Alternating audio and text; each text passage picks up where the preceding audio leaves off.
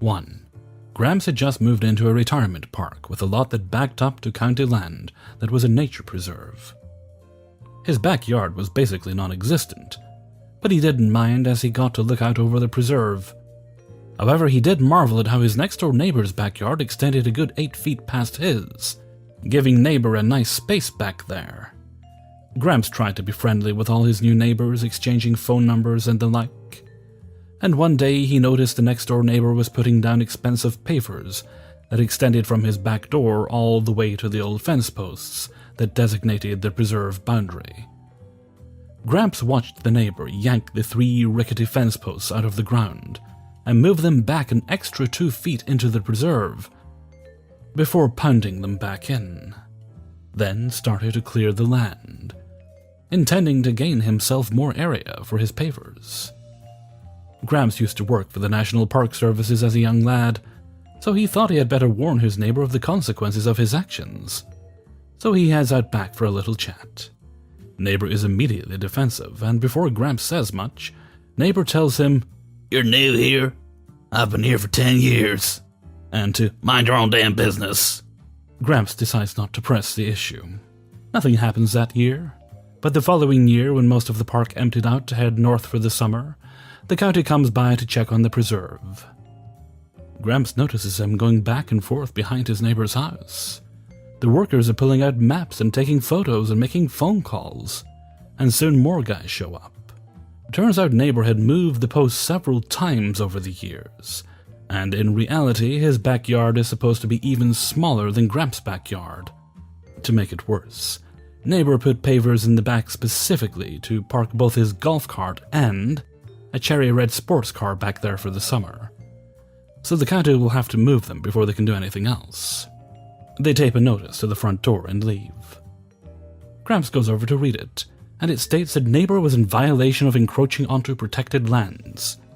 He has 30 days to move his car, tear up the pavers, and pay a fine of $11,000 because of damage to endangered species who inhabit the protected lands, as well as trespassing fees. Failure to do so within 30 days will result in golf cart and car being towed and impounded.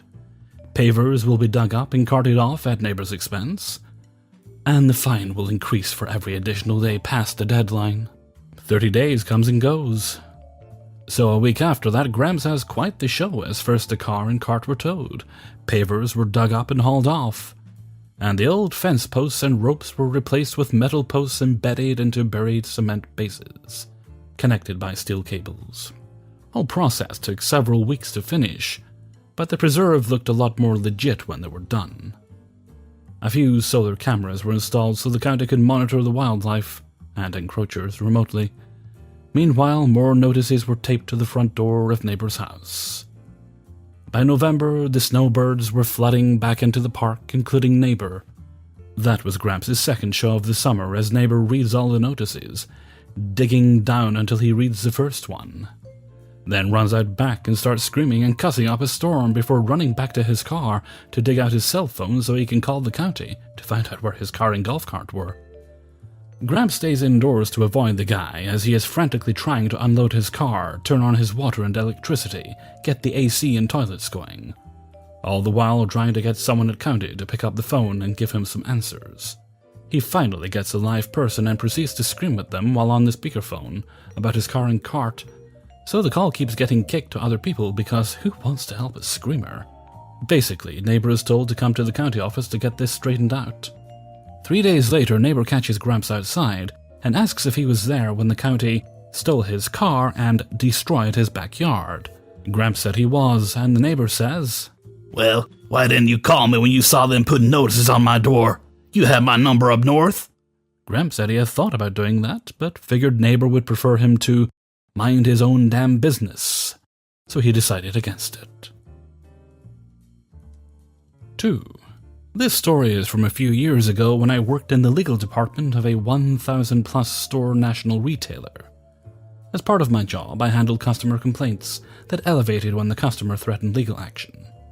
Our customer service call center forwarded Karen's call to me after she threatened legal action. Karen left a message claiming that she was not provided $10 in customer reward coupons, Spend $200, receive a $10 coupon in the mail sort of thing. This was before apps. Based on her purchase of clothing for her son and daughter for back to school. I looked into it and called Karen back. It turned out we had an old address associated with her rewards account. No big deal, right? I spoke with Karen and offered to send her the original $10 coupon and an additional $25 for her trouble to the correct address. That did not satisfy Karen. She claimed we should have known her address and threatened to sue us if we didn't pay her $1,000 in cash. Her rationale was that it would cost us at least $1,000 to defend the suit. She was in a state in which our company did not have any offices, so we should just pay it to her. I declined, but still forwarded her the $10 coupon she was entitled to pursuant to our rewards program. Sure enough, she sued us for breach of contract, fraud, and any other conceivable charge. I went to my boss, the COO, and told him the story. He asked what I wanted to do. I said I'd rather pay legal fees to a defense attorney than pay Karen, and he agreed. I contacted outside counsel, our awesome attorney, explained the situation to him, and I shit you not, he said, "I get to sue Karen? I should be paying you guys. There are a lot of lawyers in this legal company who would love to sue her ass, as she is reckless, unpleasant, and a total pain in the ass to deal with. I'll gladly take your case." He agreed to defend us at a reduced rate. Part of our defense strategy was to counter-sue her under the state's frivolous lawsuit statute, which would move the suit from small claims court to the larger civil court. Awesome Attorney filed our answer and counterclaim. Although Karen was an attorney, she was not a defense attorney, so she had to engage her own attorney to defend against the counterclaim. After a couple of hearings, she offered to settle for no more money exchanged.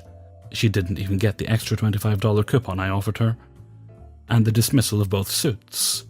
I talked with Awesome Attorney about continuing our claim, but he advised it would probably be worth settling and being done with it rather than being vindictive. Although vindictive would have been fun. Courts tend not to like that, so I agreed. My company ended up paying Awesome Attorney $900 in attorney's fees. Awesome Attorney later called and told us that the attorney Karen engaged charged her $1,700 to defend the suit, although I would have liked to continue with our suit. I think her having to pay $1,700 over a $10 coupon sent to the wrong address is sufficient justice. 3. This happened when my son, husband, and myself were still living with his parents. His father was the penultimate EP. My son and I were in the living room watching Animal Planet, some show about newborn kittens, just minding our own business when my father-in-law, who has no manners, no tact, and has zero boundaries, came in, took the remote from me, and in a loud, heavily accented English, he's Chinese, I'm not, informs me, "He needs to watch cartoons much better for grandson." He then proceeds to channel surf to find a cartoon. This really pissed me off and drives me nuts, because he does this to not just me but everybody in the household. He will routinely come into the living room night or day, morning or evening, take the remote from whomever is there, sometimes right out of your hand, and change the channel. Doesn't matter if you were there first or in the middle of a show, he just does exactly as he pleases, without a thought or consequence. Me and my husband have had more than one fight with him about his behavior, and that's not something we want our son to learn. But luck, or more accurately karma, was on my side that night, because my father-in-law, one of the most hypocritically prudish people I know, well, he managed to find an adult cartoon, The Haunted World of El Superbeasto, FYI, for my son to watch. I'd seen this movie before, so I knew exactly what was coming. The smile on my face could have rivaled the Cheshire Cat. So being the petty, vindictive bitch I am, and completely at my bull saturation point, I decided to teach him a little lesson, and get in a little PettyRevenge at the same time.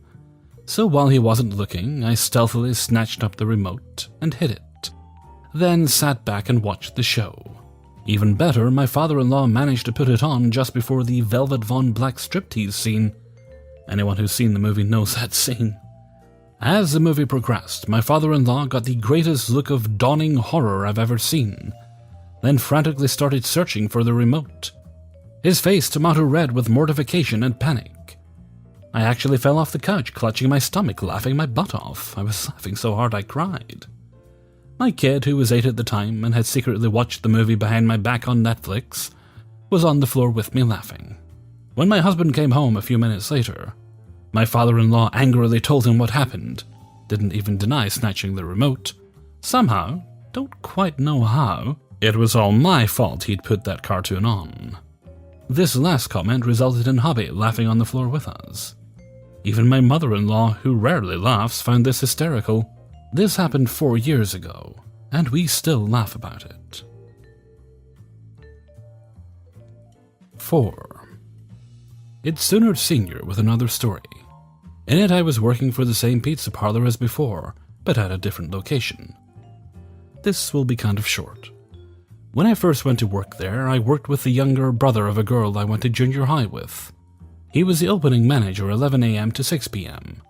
I worked 11 a.m. to 3 p.m., then came back at 5 p.m. and worked till 10 p.m. Yeah, 9 hours, but that gave me an hour's supper break. One afternoon, right after the last lunch customer left, Tommy told me to slice a bunch of veggies for the salad bar. I started into the back room and happened to turn around to look. He'd taken a pitcher and chilled glass out of the cooler, filled the pitcher full of beer, then went out to one of the booths. He opened up the service door of the jukebox, put a dozen credits on it. Then, while I cleaned up the back room, collecting trash, washing dishes, and chopping vegetables, he sat at the booth, drank the pitcher of beer, and smoked cigarettes. This was the late 1970s, so there was no law against it, and listened to music. This went on for 5 days of the week. I got tired of it, since I knew that him drinking beer and listening to music on the jukebox were against the rules, so I called the corporate office and reported him. Tommy was fired, and I received a $100 reward from the company. 5. I worked for this small business IT consulting firm for 7 years. Owned and operated by a person we will call Dick. First 2 years, things were fine. Occasionally, this guy would take things a little too far. He was just passionate about his opinion and always had to be right. So I'd always give him that. I don't have to agree, but I saw his need and left it at that. What I started to discover, however, is the turnover for the company is a couple of years, and I began to realize why. The boss, Dick, picks one worker and makes it his life's work to make that person as miserable as possible.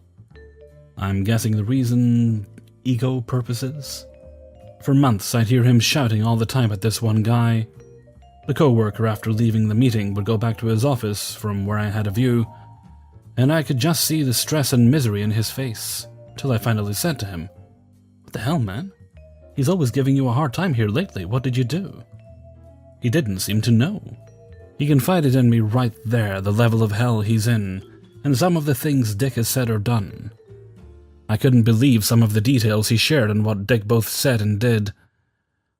I felt things were embellished because people just don't do some of the things he said. I would realize much later he was telling the truth, as crazy as it sounded. A few months later, he finally found another job and left. I talked to him a couple of times a year, and he always said it was the best choice in his life he ever made. Dick's sights then narrowed on me. I couldn't take a lot, so for the next 5 years I took it.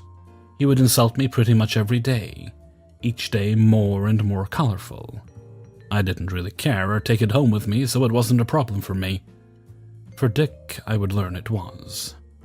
Unrelated, 5 years in, I put in my notice because he asked me to get a couple of certifications, and if I did, he would take care of me.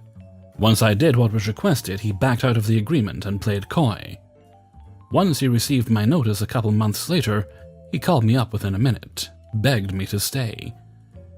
It's important to note, he only asked for 2 certifications. I not only obtained those, but an additional 14 on top of that. Each time he would tell me, "Good job. You will be well taken care of." He lied 16 times in total on this matter. He matched the offer and increased my salary up another $15,000. Not looking forward to starting a new job, I decided to stay. What I learned is I was a fool to do that, and money isn't everything. Go where you'll be the most happy. Best life advice I can give after this experience. He left me alone for a couple months after that. He wasn't in the office much either. Then a day struck his fancy to start things up again, only he ran out of material. My work is solid, and he had no opportunity to criticize that. The only method he had was bashing his ego and sarcasm around, but he realized it had no impact on me. Here is a brief snippet of any given day of what it's like to be selected as his target. He would communicate a problem he was having in length. Let's say he complained about his cell phone. After he finished his story, you would provide a helpful suggestion or advice from your experience. In turn, he would ask with an entitled and sarcastic tone if you were an expert on the matter and wanted to see those credentials. I learned fast. Never speak unless spoken to. Any comment or insult he made, I would respond without emotion and just say, okay. Because Dick wasn't able to get a rise out of me the old-fashioned way, he decided to create fictional content for a new direction. Our small company would go out to eat as a whole, or just order in on Fridays. I ate half my sandwich and wrapped the remaining to take home. He saw me with leftover food and claimed that I was taking home dinner on his dime. Anytime there was any leftover, even a single French fry, he'd be there with a magnifying glass for inspection to find any conceivable way to yell. So on Fridays I started packing my lunch. I'd order a beverage and a side. I'd finish the beverage and side, then eat what I brought. If I didn't finish it, he had no opportunity. You could see the look of disappointment when he would scan my plate. This went on a couple weeks. He had no opportunity and couldn't complain. He realized he failed again. So then he came up with the next item. The bathroom. This I actually did a little research on and couldn't find anything legally I could do. But anytime anyone would use the restroom, he would blame me for the smell. Instead of hello when passing in the hallway, he would say, "Did you use spray or did you light a match?" As hateful as he could. But that was his normal. It went much deeper than this, more than I care to share. But I honestly believe Dick has a fetish on this topic, which is why I looked into it legally. It was just always on his mind, and a little too important to him. Let's just leave the rest unsaid. I must have visually tipped him off I didn't approve of this because he never got bored with it. However, I did at least get him to stop asking if I used spray. Anytime I used bathroom, even to take a piss, I'd use the entire can of air freshener. That wasn't an easy task, as I'd have to mask my face to empty that entire thing. Takes a while, surprisingly, to empty an entire can in a session. One thing is for certain, when I was finished, someone used the spray, and Dick was buying a new can. Took about 5 weeks, but I think he figured it out spending so much on spray. He stuck to just asking about matches after that. He even provided them in the bathroom. One day we were out with a client. The current topic at this moment was, what is your favorite meal? My answer was hot wings. I could eat those every day. Dick jumps in, his comment, "Just think how bad that bathroom would smell." Most at the table wouldn't get the context and direction of that comment, but I knew. He did this in front of a client, in public, while people are eating. I almost walked out. Then I remembered he drove, and it's a long way back. Plus, Dick is over 60. What kind of person knocks out a senior? I had to chant that in my mind to keep control. I never get pissed, but after years, this was the last straw. I seriously pleaded with myself all day not to do it because I'd go to jail and he would win. During this time period, he also started playing with my money. Behind 4 or 5 months with reimbursement, week late on paychecks, stuff like that. You ask where it's out, he says, "Next week." You explain that he already said that last week, then he'd play coy. I finished out the day without reacting somehow. Took everything I had, but I'm not going to allow this to be unanswered.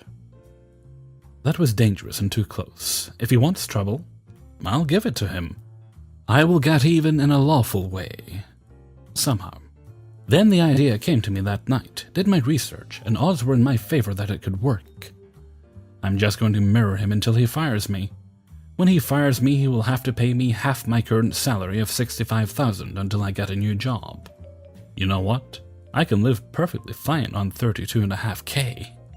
Why not make him pay out of his pocket $32.5K for everything he has said and done?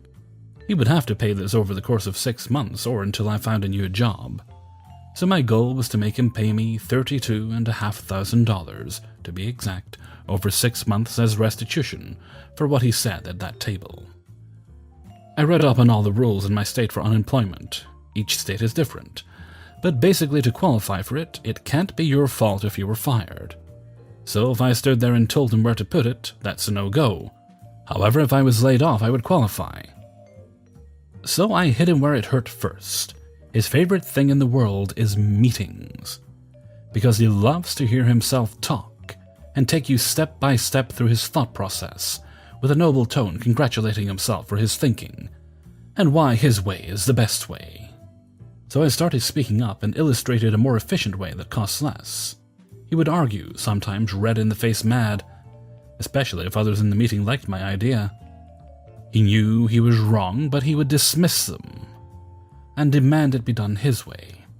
I then started talking about him within earshot on purpose. I'd say things like, "Make sure you do that Dick's way, takes longer, but it's better than him releasing the Kraken." It would make everyone laugh. But it wasn't a direct insult. Trust me when I say this guy has a massive ego, and I was counting on this for pissing him off. I laid it on thick. In time it took its toll. I knew it did because of what came next. His retaliation was the kitchen sink. He had nothing, so he started accusing me of things, then playing coy when it came to reviewing the details or facts. He would put words in my mouth.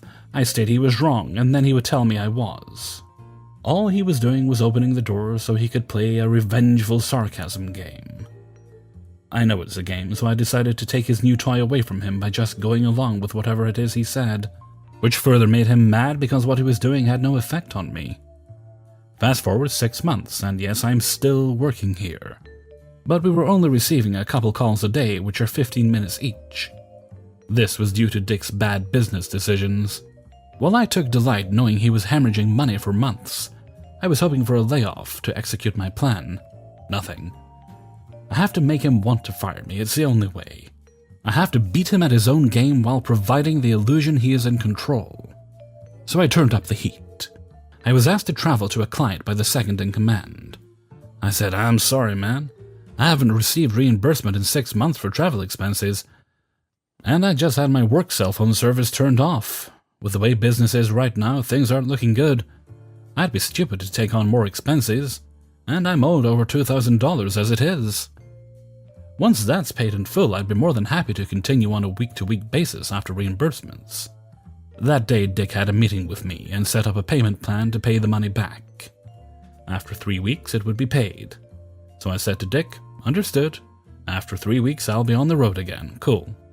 Just making sure he understood because he wanted to play games and not pay the amount in full, Dick is now going to pay me my salary for 3 weeks to do nothing until the reimbursement fee is paid. Guy has a several $1,000,000 house, goes on vacations, has boats, etc. Out of all the things I've done so far, this has made the most significant impact. Because I outwit him at his own game. It embarrassed him in front of the eyes of others. Why? Because the second-in-command was instructed to drive me anywhere I was needed. So I had my own personal taxi driver for the few calls we had over the next 2 weeks. 2 weeks he paid 2 people, me and the admin, to drive and watch me work. I was friends with the admin and he knew exactly what I was doing and he loved every second of it. Then on the 3rd week, 3 days until the final payment, it happens. Dick enters my office and gives me the familiar demeaning dog wave gesture to follow him without speaking. We sit down and he asks me what the problem is. I told him the problem is he needs a new hobby. In one hand, you have someone sitting here that busted his ass for the last 7 years. In the other, you need to bash someone's face in the dirt with your ego. The problem with me is I won't conform and provide both. He asked for some examples. I said you know what I'm talking about, and even if I did review them you'd play coy. He then played coy about being coy. I laughed. After a pause he said, "If you feel that way, why didn't you speak to me about it?" If you feel that way, why didn't you speak to me about it? I reminded him that I did twice and both times he humiliated me for it, and said, "This is IT." What the IT career that I've done the last 20 years has to do with his ego, I'll never know. He responded with, "I'm behind the times, my work has been poor, and out of the kindness of his heart, he gave me a raise after I demanded it." I responded with, "Okay." Then he finally said what I wanted to hear. "I want to call it quits." I remained professional and communicated I'm sorry things didn't work out, and spent the next 2 hours reviewing stuff with co-workers and how to handle certain things, I shook his hand with a smile and left without saying anything negative. The fruit of my labor will do the talking for me shortly. En route on the way home, I called family members to tell them the good news. Everyone was so happy for me, it finally happened. When I arrived home, I promptly adjusted the dates of the unemployment forms I had filled out already, and submitted them. I called the state and confirmed everything was documented on my end accurately, and now it's the waiting game. My plan wasn't realized until my boss received the letter in the mail about a week later, stating he's going to have to shell out my salary for the next 6 months until I found a job. Panicked at this point, he realized what I set him up for, so he claimed he fired me for poor work performance. The state said, "Okay, prove it." In this state, it's the employer's burden to prove it. My record had no blemishes, and he couldn't use a client because a number of people at any given client would vouch for me, and the truth is, they all liked me and appreciated my work. Realizing the shitstorm he's in now, I'm told from the admin friend he was on the phone with him quite a while, twisting and turning the fake stories out.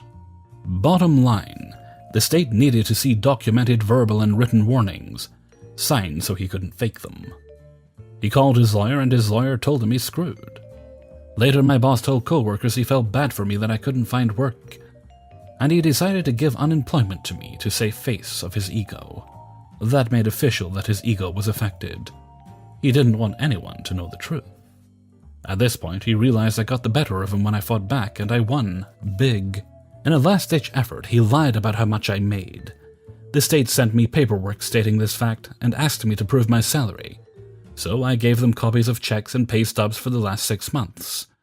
After that, things went easy. He was flagged for lying, which made the remaining steps effortless, the state rep told me.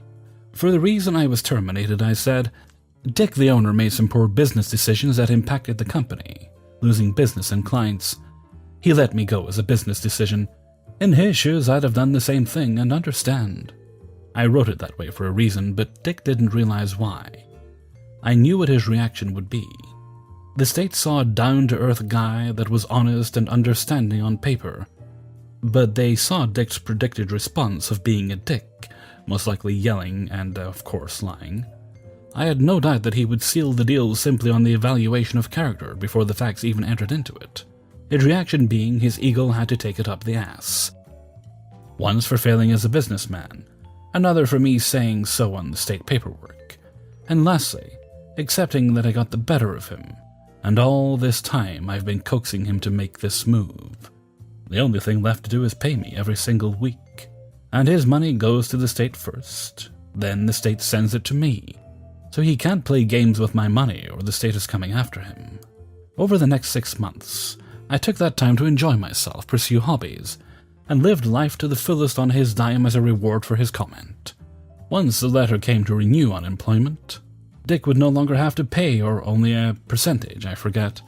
The important thing to know is taxpayers would have to pay after 6 months, not Dick. So I declined the renewal. 3 weeks later, I had a new job.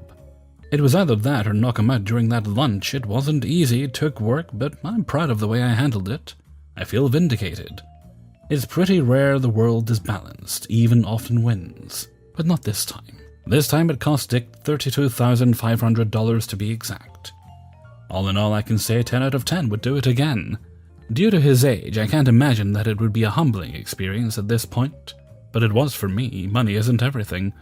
There is only one thing of true value, your happiness. A year later, I'm very happy now. I enjoy my new job and my new boss. I discovered myself again, who I really am. The goofy, friendly guy. My life is no longer dimmed by a dark presence, and I can be myself without punishment. 6. I work in a grocery store with some real power-hungry managers, especially one, who we will call Phil. Obviously not his real name. Phil's been in the store for maybe a year now, and no one really likes him that much, not even the department managers. He's very dull, monotonous, and strict. To give an idea of how strict, he literally wrote me up once for calling off to go see my doctor after a serious issue arose. He's also heavily impatient, and does not realize that tasks aren't always done instantly because of a little something called customer assistance. In my department, we also have someone we'll call Mandy, once again, fake name. She lives to complain, and complains to live. She's constantly gossiping and or complaining, even when she doesn't know the full context. She's also someone that from the very beginning I sensed didn't like me, and the fact that she blatantly admitted to spreading a false rumor about me and my fiancé doesn't really help her case much. My department's night crew is not the best, especially one guy in particular, who I'm pretty glad is transferring to a different department come next week. This guy, Harold, usually likes to stand around and do nothing, and you're usually working around him. Last night he was assigned to close the half I work in normally and basically did nothing. In essence, he left behind a mess. And this gave Mandy something to complain about. And because she likes to add her own assumptions in, she thought I was the reason.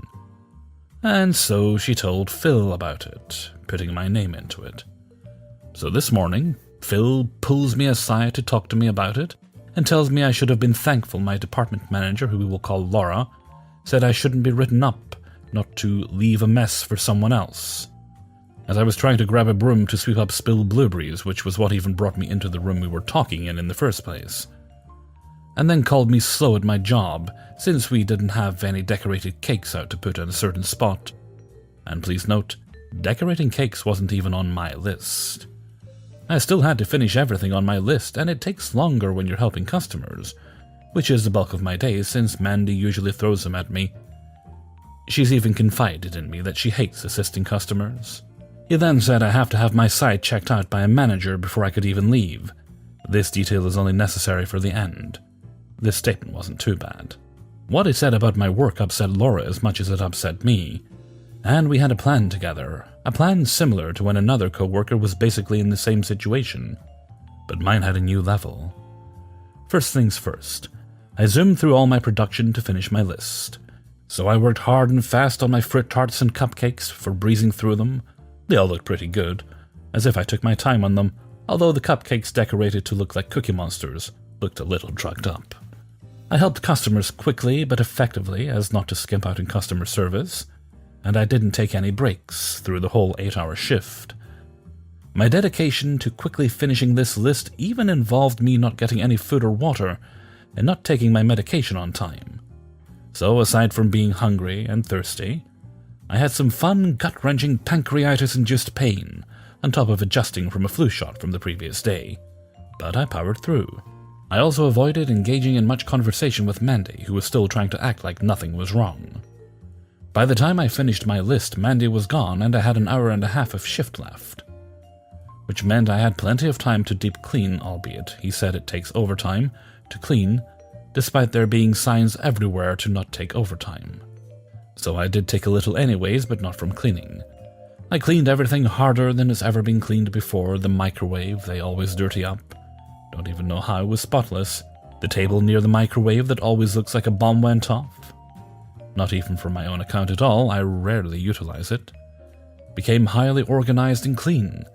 And my half looked so clean it almost looked how it's supposed to before the closers leave. Before I even finished up, Laura said it looked great, and I made sure to make mention of the frosting tip out in the open covered in dark purple frosting, and it was one I never used before, so it was definitely not my mess. We considered this my checkout by a manager.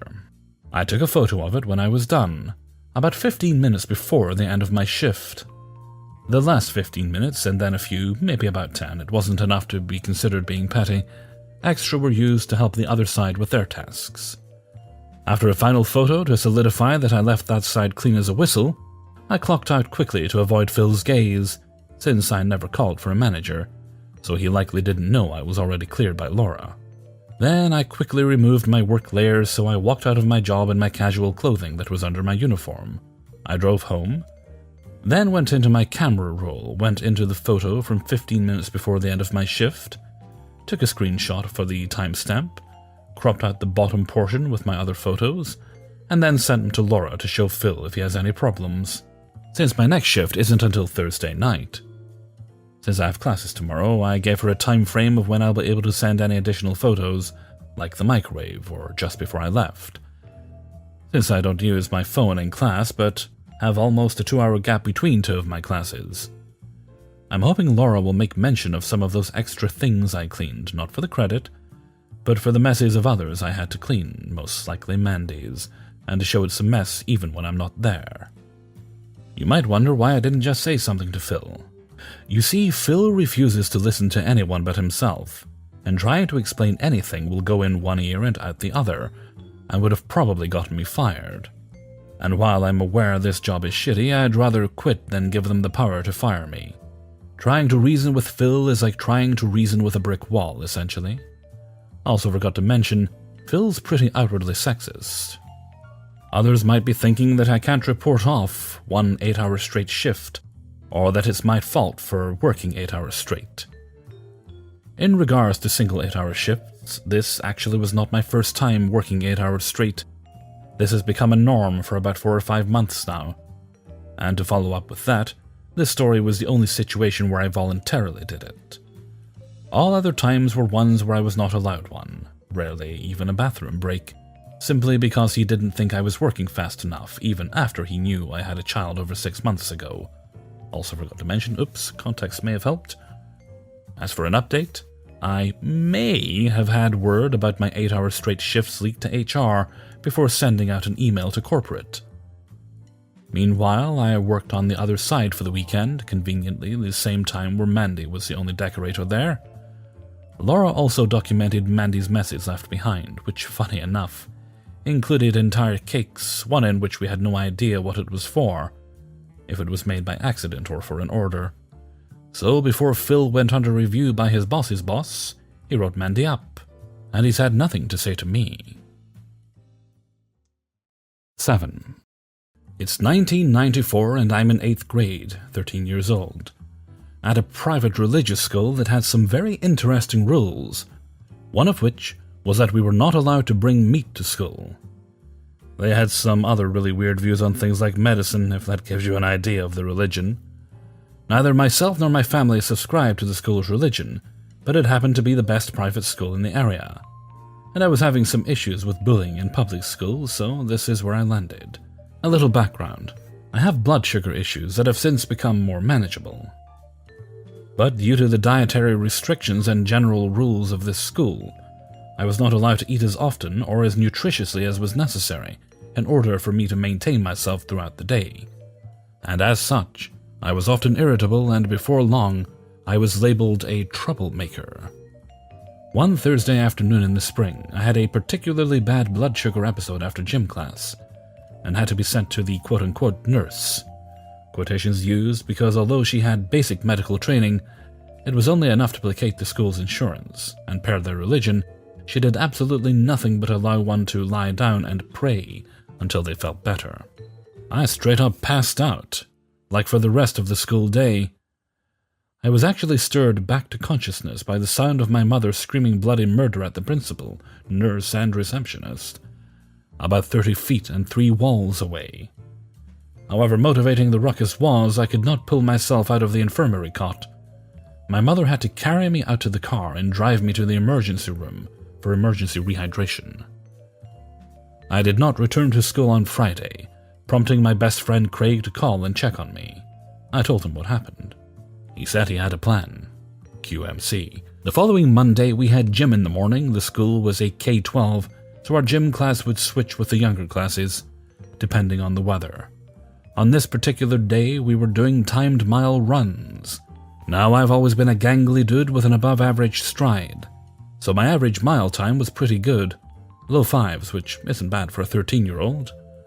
But today I decided to push myself and see if I could come in under 5. Edit, I did not run the mile in under 5 until several years later. That was just included in order to give you an idea of how much time we had. I was one of the first to finish, with Craig coming in close behind. We went to the grass to relax, and Craig pulls something out of the waistband of his shorts. It's his mom's credit card. He then tells me that his dad's cell phone, uncommon in 94 but not unheard of in his dad's line of work, is in his gym locker. We ask for permission to go change for lunch, since the run is all we're doing today. Gym teacher says yes, and we haul ass to the locker room. We get to the locker room and begin to enact our plan. Craig calls Pizza Hut and orders a large meat lover's pizza to be delivered to us at school. The school has strict but ambiguously written rules about students conducting financial transactions on school grounds. So we used a credit card to pay for the pizza over the phone so no money changed hands on the property. Fast forward 25 minutes, Craig and I are sitting in the cafeteria with our friends, the two of us not eating. Enter Pizza Hut guy, who thankfully seemed intrigued by what happened. Imagine you're a pizza guy called to a school cafeteria with a single pizza. Every eye in the room was on this guy as he awkwardly said, "I have a large meat lover's pizza for Craig?" Craig and I look at each other and leap up, run to the Pizza Hut guy, and Craig says, "I'm Craig, that's for me." He then shows PHG the credit card he used to place the order, and PHG seems okay with this. At this moment, the principal, hereafter known as PC for reasons, comes running out of his office just as Craig and I lift the lid on the box to inspect the pizza, before taking it from PHG. PC gets hit full in the face with a wave of hot meat fumes and absolutely loses his mind, slapping the pizza box closed and setting it to the floor, thankfully unharmed. Craig and I were taken by the ear to the office, where we were told to wait for our parents. My mother arrived about 15 minutes later, absolutely furious that she had to leave work, and Craig's dad, who had been waiting at home for the phone to ring, arrived a couple minutes later. The conversation that followed went like this. "Your boys violated the rules and are subject to expulsion." What exactly did they do? "They brought meat to school and conducted a financial transaction on school grounds." My mom then said, "Didn't you say they had it delivered?" "Well, yes, but what does that have to..." "So they didn't bring it, then?" "Well, they had it brought, that's the same thing." "Show me the student handbook." Lo and behold, it doesn't say anything about being brought meat at school, only bringing it ourselves. One down. "That still doesn't excuse the financial transaction rule." "How was the pizza paid for?" "I assume it was cash, since neither of those boys are old enough to have a credit card." "See, that's where you're wrong. I gave Craig a credit card in case of emergencies." "Name one instance in which ordering a pizza is an emergency." "Correct me if I'm wrong, but wasn't Ebola Rama Schwartz hospitalized last week for blood sugar-related exhaustion and dehydration?" "That's confidential school information and..." "Actually," I pipe up, "Craig is my best friend, so he knows about it. He even called me over the weekend to check on me." "Did you?" "No, he didn't. No one from the school did." I've wasted enough of my time here today, and I'm starting to think that I've wasted enough of my money here overall. You want to expel my kid? Fine. I'll pull all 4 of my kids out. Now you're losing 5 tuition checks a month over a pizza and some kids who apparently know your rules better than you do. My mother nods in agreement. We stand up to leave. PC ended up backpedaling hard, and we got off without any repercussions. To put the cherry on our day, CD pointed out the rule about finishing your entire lunch or getting into trouble. And since you kept these boys in the office for their entire lunch period, you have to give them the opportunity to follow the rules like everyone else. So Craig and I got to sit in the cafeteria by ourselves for an entire period, eating our now cold victory pizza. 8. Last job I had was an overall mess, but the particular manager I had wanted to try and introduce more structure and rules to the place. He'd moved here from out of state, had a long resume of help desk, IT supervisory experience, and at first seemed like a decent, skilled guy. Then came the overtime policy.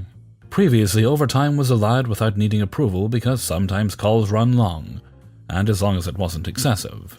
Excessive meant more than 5 hours, and even then all you had to do was explain what took so long, and management was happy to approve it because sometimes tech stuff gets messy and takes a while. The previous manager never had any issues approving it, and the CIO never had any issues approving that approval. One of the new manager's changes was that all overtime had to be approved, and if it wasn't approved, spoiler, it was rarely approved, it meant telling a customer that you had to cut a support call short when your shift was over. Terrible idea, but okay, pal. I'll help you dig that grave for yourself. I ended up getting a call about an hour before my shift ended, and it was a call that was a bug in our software that was fixed by a particular Windows update. The clinic closed at 5:30. and the office manager asked us to do it after hours. I talked to the manager. He gives me written authorization to work late and get Windows updates run on 30-some computers. I do that, and it takes roughly 4 hours, as the clinic's internet connection started to bottom out if I had more than 4 or 5 remote sessions going at one time.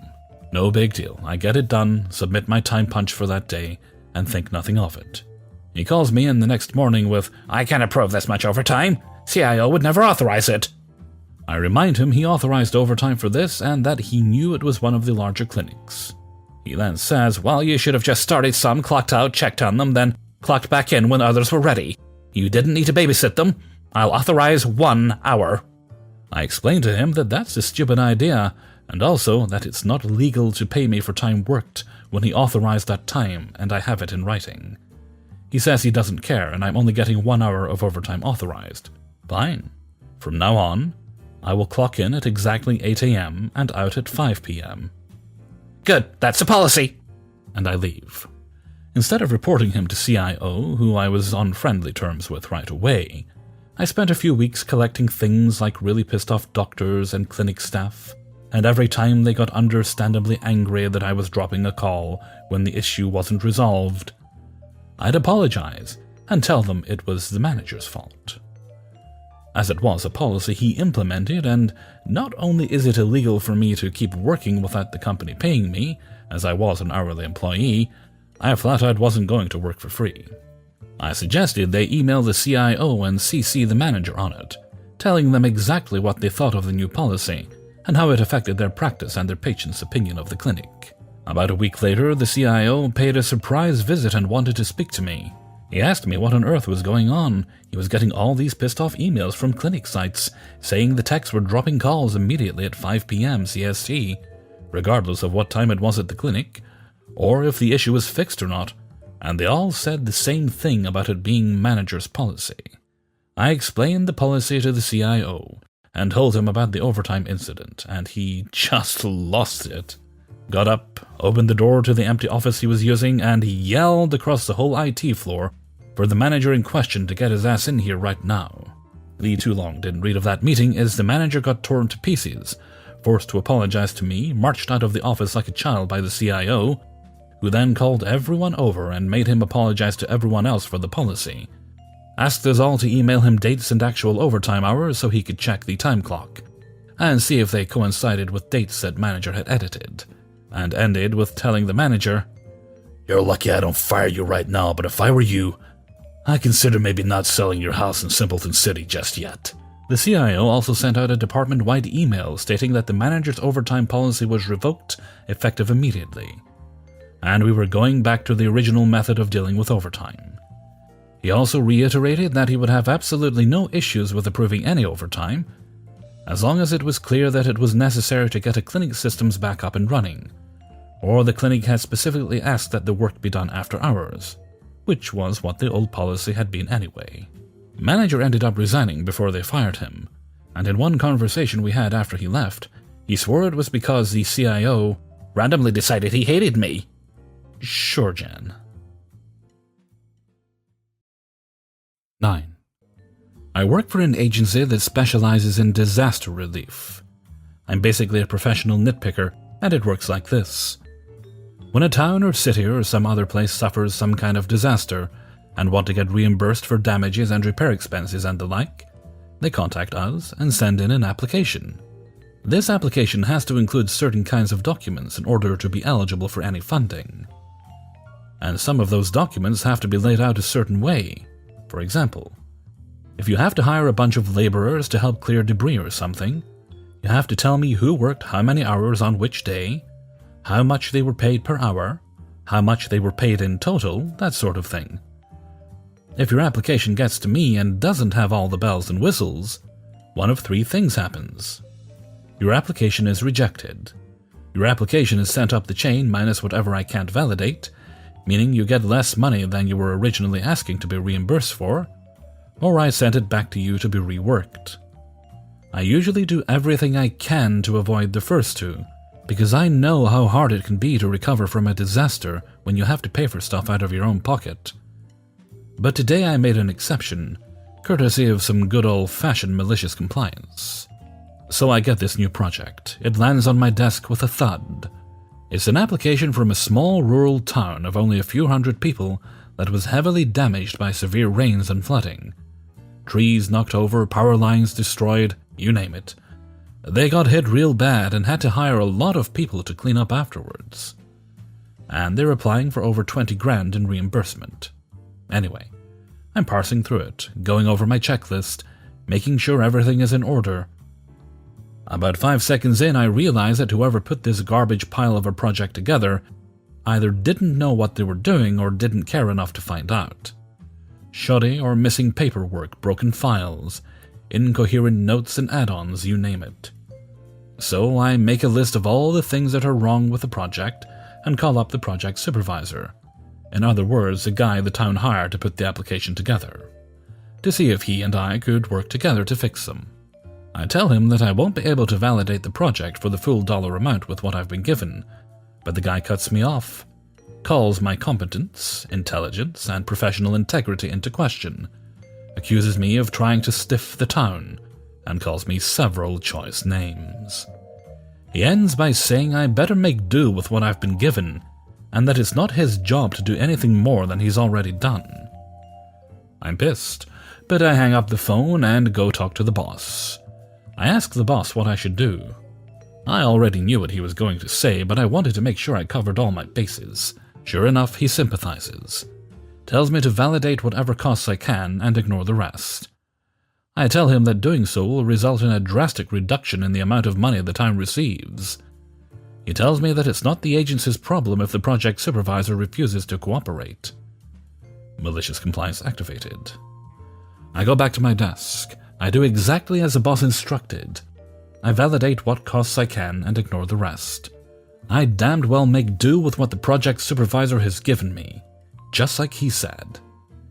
It amounts to a little over $5,000. I double-check my work, then triple-check it before kicking it up the chain for final review. The whole project was done and dusted by lunchtime. I know I'm going to hear an earful from the project supervisor, and I'm not disappointed. Around 2 in the afternoon I get a call from him. As soon as I pick up, he starts ranting at me.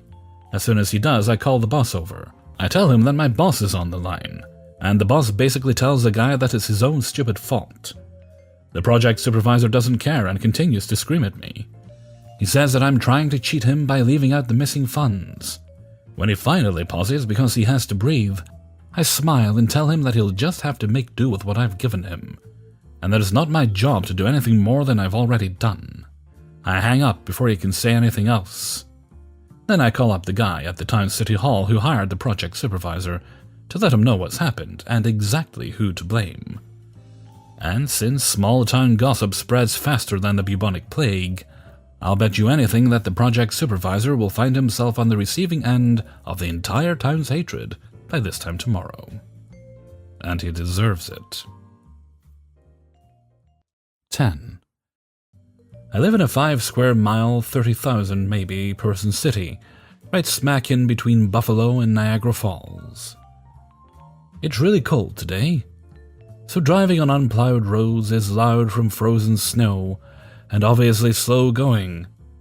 Because I live in a small city, we have a small police force. Our high school and middle school, grades 7 to 12, are on one main road, and our brand new intermediate school, grades 4 to 6, is on another main road about a half-mile away. So our one school traffic cop splits his time between the two.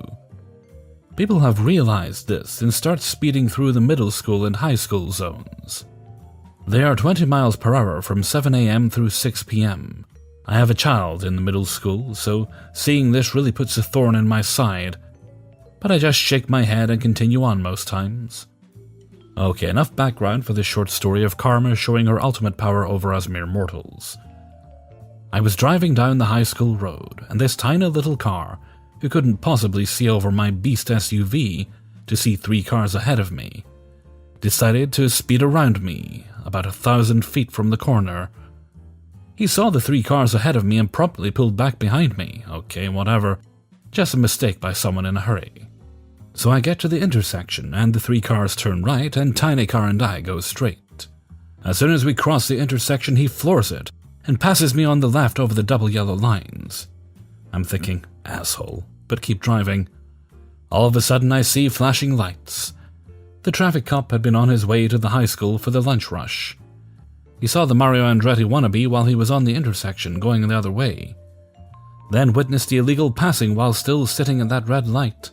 He got quite the show, to say the least. Plus, both my dash cam, the cop's dash cam, and the cameras at the corner would have caught the multitude of violations. The best part, when the tiny car braked, 2 of his 3 brake lights were out. Moral of the story, don't drive like an asshole in front of a children's school. Going 20 miles per hour for literally 2 minutes won't kill you. But speeding through a school zone might kill a child. It's not their fault you are late for something or just plain impatient. This just goes to show that karma will get you. Hey everybody, Hellfreezer here, and thank you very much for listening to the Revenge is Ice Cream Archives, episode 17. And thank you very much to everybody who allowed me to use their stories. Oy, it's, again, oppressively clammy. Not as oppressively clammy as it was last week, but that just seems to be the way things are right now. No big changes with me, thankfully. I'm just kind of plodding along, getting through each day at a time. Oh, I did up my prices on Fiverr recently, if anyone's interested in that.